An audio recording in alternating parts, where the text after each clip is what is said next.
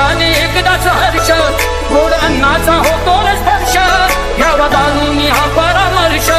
तुझ्या वर्षाची साऱ्या दुःखाची वाचावी कशी मी गाथा बाप्पा मोरया रे बाप्पा मोरया रे चरणी फेरी तू माथा